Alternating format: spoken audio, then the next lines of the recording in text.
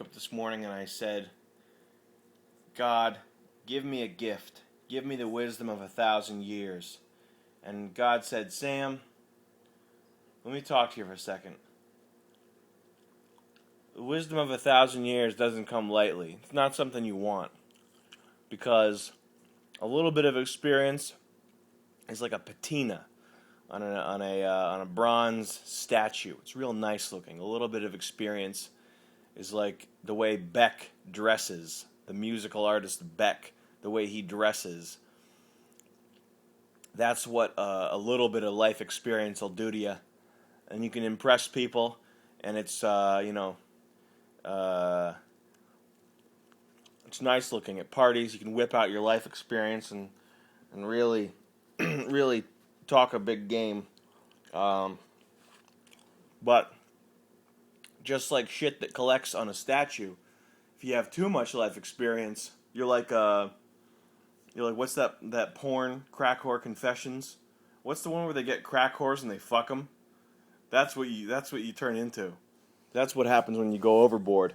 Everything in moderation, including wisdom and experience. Otherwise, you're just a fuckhole. Life boils you down into a fuckhole, and it's not because you're dumb or you made bad moves. It's just that's what happens when enough stuff happens to you. When you get to a high, it's not like World of Warcraft where you reach level 60 and you're a god and you get pussy all day.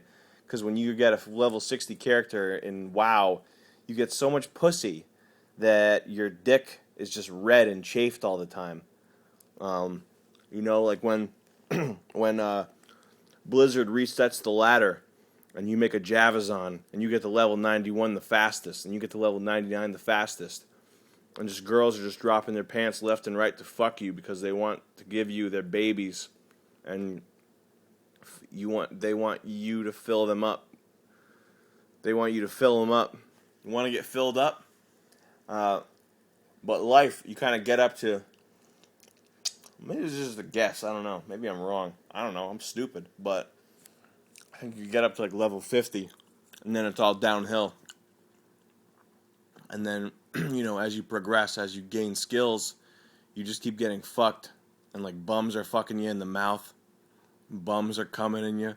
You become a bum cum dumpster. You become a bum cum bucket. You become cum. So, yeah, what I was thinking was, I was thinking about, like, these girls, and guys, too, who go to nice colleges, a nice Boston college, a nice college in Boston. I think I should go to a college in Boston. These olive green colored colleges. I'll go to a place where there's a lot of olive green brick. Point me in that direction. I'll go to Wesleyan. I'll go to Wesleyan for a few years. Fuck it. I'm not paying for it. And they have this sort of like you tend to find a lot of reverence for William S. Burroughs and Charles Bukowski and Hunter S. Thompson. And I'm not really familiar with those guys' writings. I know that I did see Naked Lunch, and I thought it was really good. That's William S. Burroughs. That's like they're based on a book by him or something. But all these guys have this kind of like Bob Dylan 60s pop folk wisdom. It's based on Walt Whitman, who's another person that I haven't read anything by, but I get it. I get the point.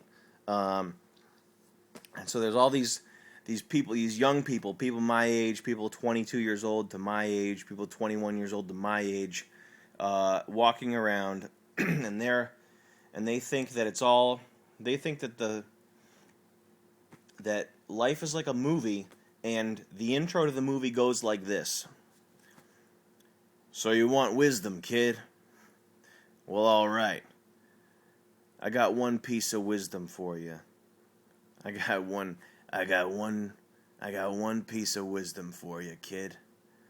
Life comes at you 150 miles an hour, smoking cigarettes, and it doesn't pull any punches. So when you're living, you live it, kid. That's the takeaway. That's what I get from what I can see of those authors. That's what I feel like. Forgive me if I'm mistaken. That's what I feel like the gist of all that stuff is. It's kind of like Catcher in the Rye, which I did read. I did read that book because it was, hey, it's a good book, and it's high school required reading.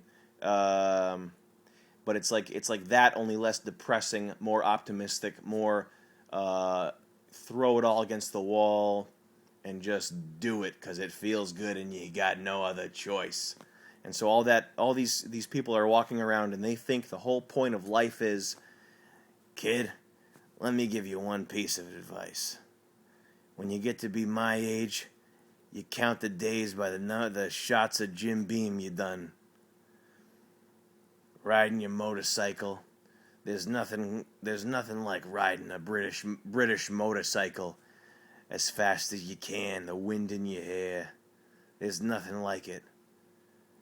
Kid, you know what? When you're living it, you're doing it. And that's what it's all about. I'm Bob Dylan.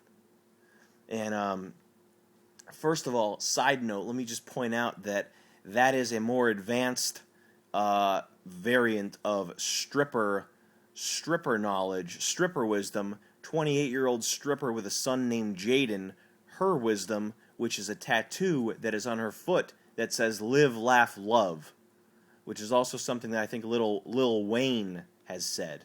So you pseudo intellectual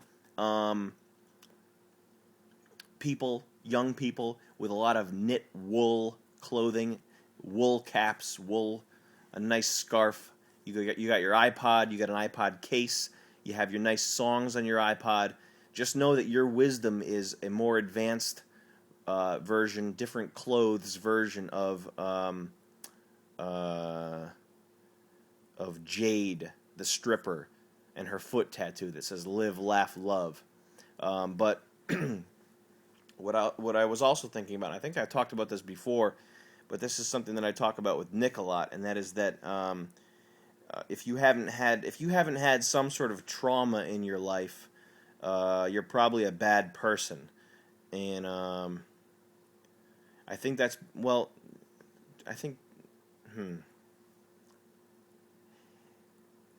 you can't say that trauma always makes you into a good person, but all these people who have this kind of bubblegum carefree existence, even though it's dressed up in a J. Crew catalog, it's still bubblegum. All these people, the one common thread is that they have not had major life trauma. I might be wrong about that, I don't know. But that's kind of what I feel like. Because I was just looking at this guy on YouTube, on Facebook. This person that I kind of know who he is, but I'm not friends with him or anything. But he was a pole vaulter in high school, and he broke his back, and for the past 10 years he's been in a wheelchair.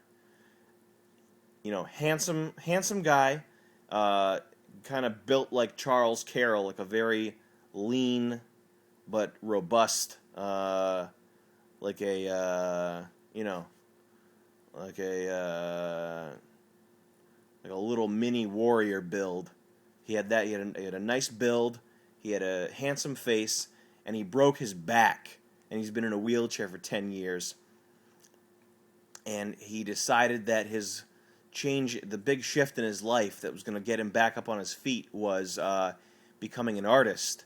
And the way he did that was he took photographs and did Adobe Illustrator vector tracings of the photographs and printed out stencils and did big acrylic paintings using those stencils with expensive materials, expensive canvases. They look okay, but still you're taking computer tracings and using stencils, and that's what life is. That's what is waiting for you under the rafters, in between the bleachers. You know, you're having fun, you're watching the game, you're watching the varsity game, but there's a child molester under the bleachers, and he's going to grab your penis or your vagina and pull on it really hard, and you'll be screaming, but no one will notice you screaming because they're all enjoying the game. I just thought of that, and that's pretty true. That's pretty much what is going to happen. You know, life not necessarily reptilian Illuminati, but the mechanisms of control, the system, the gears. That I don't believe in, you know, too much conspiracy theory. I think that a lot of this stuff is organic. I think it's just you know, you put 10 people in a room and systems emerge. But these systems, they are going to seek to control you and fuck your life up at any chance you can give it. Anytime you get a speeding ticket, anytime you get a little thing, and it's always if you're middle class and you get 2 speeding tickets, that's fine. I mean, it's a hassle. You probably, if you're in Connecticut, you have to go to driver retraining. It's not that big of a deal. But if you're lower middle class and you get 3 speeding tickets, if you make 25,000 a year, if you make 34,000, if you make the average American medium income and you get 4 speeding tickets, like that could be like the beginning of the end. Like that could be the part of your life where it starts to get real fucked up. That day that you get the 4th speeding ticket, you might look back at that 15 years later and realize, wow, my life turned into a piece of shit because I got a 4th speeding ticket. So just be ready for that.